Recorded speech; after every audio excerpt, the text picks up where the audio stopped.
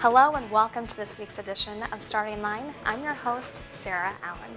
Last year around this time, the House voted 73 to 58 to support a $975 million stadium plan to provide a new facility to house the Minnesota Vikings.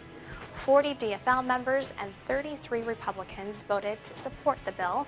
38 Republicans and 20 DFL members voted against the bill. So I would ask your approval to proceed with the debate on this bill. Fast forward to today, the stadium is again a topic of intense discussion.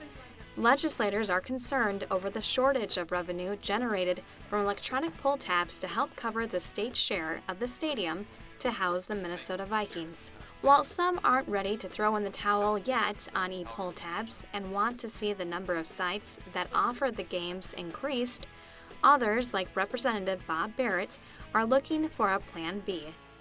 Representative Barrett is sponsoring House File 1787, a bill he says would help prevent the state from dipping into the general fund to make up the e-pull tab difference. It's the topic of this week's Starting Line. Barrett, a businessman from Lindstrom, is serving his second term in the Minnesota House of Representatives. He represents District 32B.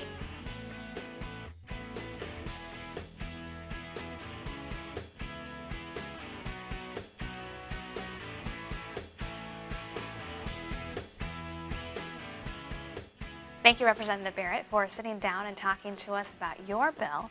To begin, can you explain what your bill would do? Does a couple things. First of all, it sheds light on the funding sources that the Vikings are using to fund their contribution to the stadium. They're using a lot of private funding sources outside of their own team revenue. And so I want to make that public because in the bill that was passed last year, I voted no. But in that bill, those funding sources were made private data that couldn't be viewed by the general public. And I think now is the time to ask or mandate that the Vikings share that with the public. I'd like to know, and I think people want to know, where their revenue sources are coming from. I believe that they could fund their portion of the stadium without using a dime of their own team revenue. And so that does one thing. The other thing it does is it requires a $200 million payment out of their own team checkbook.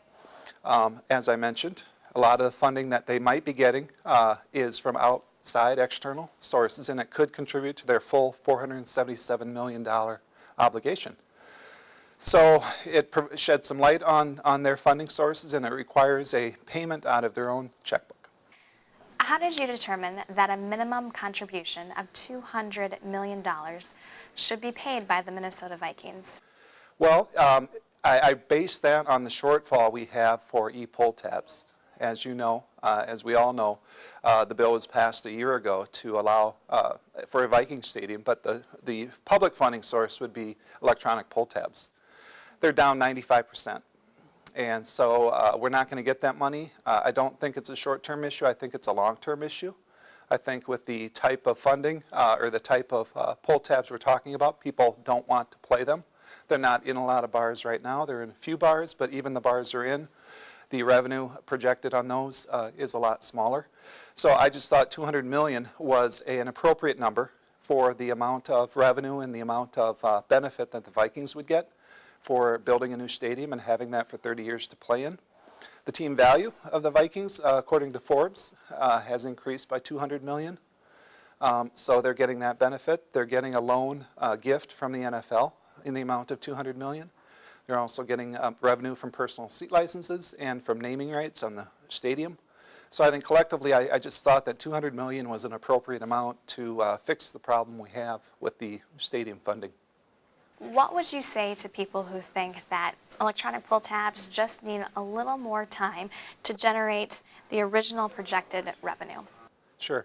Well, I think that if you look at the format of electronic pull tabs, you'll find that it's a lot different than a paper pull tab.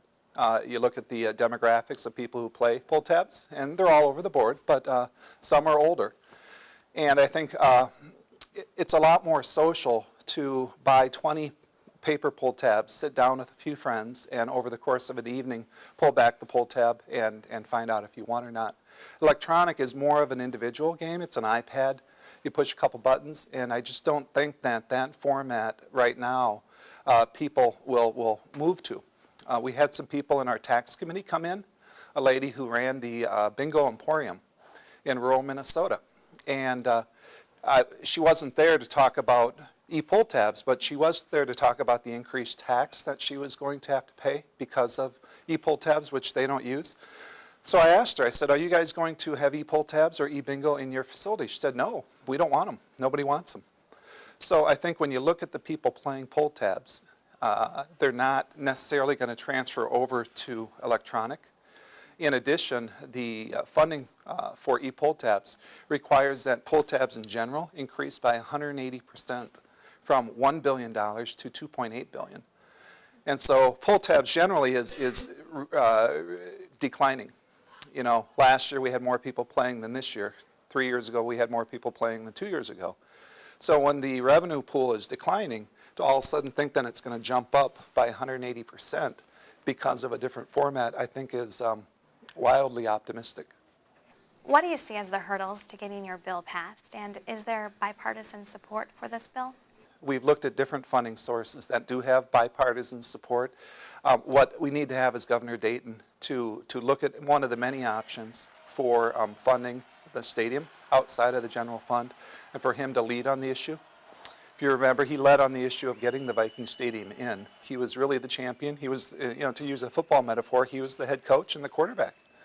And so a lot of people rallied around that and voted in a stadium. So I don't think much will happen without Governor Dayton really leading on the issue. And I hope he does. I think it's the right thing. If he doesn't, then the money would come ultimately from the general fund. And $30 million a year coming from the general fund is a lot of money when that money could be used for other purposes: education, roads, bridges, health and human services. So we need to act now. We can't wait. Doing nothing is not a solution. And so I have a few ideas, this bill and a couple other bills, that would fund the Viking Stadium outside of the general fund so that it wouldn't affect our kids' schooling, and it wouldn't affect the health care we provide to the elderly and the poor. How much are the Vikings paying for the stadium?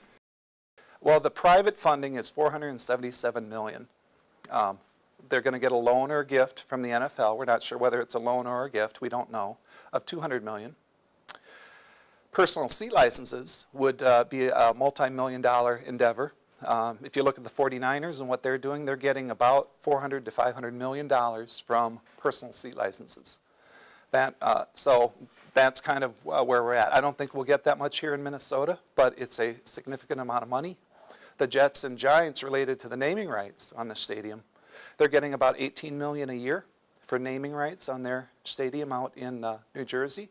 We're probably going to get between 12 and 15 a year, depending on who comes forward. So if you look at all of those funding sources and you add the fact that the Vikings, the value of their team went up $200 million just by having a new stadium, you'll see that I'm not too far off when I say I don't think the Vikings may not contribute much money to the building of the new Viking Stadium. Do you think your bill will still be taken up this session? Well, I think it might get a hearing, or we might get an amendment on a bill that could fund the Viking Stadium appropriately. I have a meeting later in the week with Governor Dayton, and what my plan is to use my ideas to jumpstart a conversation so that we reopen the issue with the Minnesota Vikings. We want to make sure it's funded appropriately, and I think my bill does that. Sometimes bills are introduced to get passed. Other times they're introduced to start a conversation on a subject. And I think this is a subject we really need to focus on and solve by the end of the session. We're going to put a shovel in the ground later in the year. We're going to let bonds probably in August or September. So because of that, we need really to act now. I think our leverage really goes down later in the year when we put the shovel in the ground. Once we start building, I don't think we have a lot of leverage to do anything differently. Now is the time. There is no stadium. We haven't started it yet. We're still in not still in negotiations, but we should still be looking at the funding source and determining whether it's appropriate to go forward. And the fact that e-pull tabs are down 95%, I think it causes prudent people to pause and say, what's going on? How can we fix the problem? Representative Barrett, is there anything else you'd like to add? I would like to add one thing. I think if you look at, somebody sent me an email and they said, well, Bob, we have a contract. You're breaking a contract. We don't have a contract. We have legislation. We don't have a contract with the Vikings. That's being worked on, but we don't currently have one. And when you look at it, and you look at the Vikings and what they do in the NFL, it's a pretty business-savvy league. I'm a huge football fan. I can't wait for the NFL draft on Thursday. I play in fantasy football leagues. We won the state championship in high school in football. I'm pretty proud of that. I'm a football referee. Football is a big part of my life, but you look at the Vikings, and they cut people all the time with contracts. You know, Antonio Winfield is a Seattle Seahawk, not a Minnesota Viking, even though they had a contract with him. So they look out for what's in the best interest of their team every year. They have to. And I think as stewards of taxpayer money, I think we have to do the same. And I think now's the time to do it so that that money, the $30 million a year we're short, doesn't come from education, roads and bridges, health care for the elderly and the poor. Thank you so much. Quite welcome. Thank you.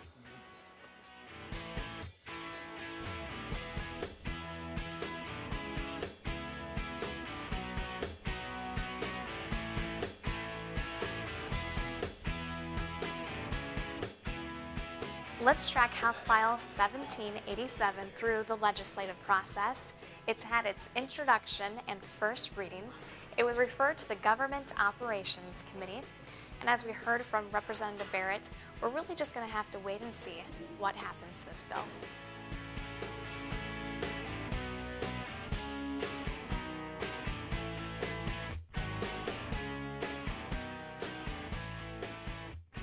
You can learn more about this bill and other bills through our online news service, Session Daily.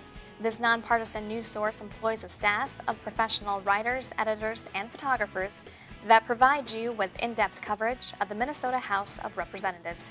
You can also watch live coverage of committee and floor action on House TV.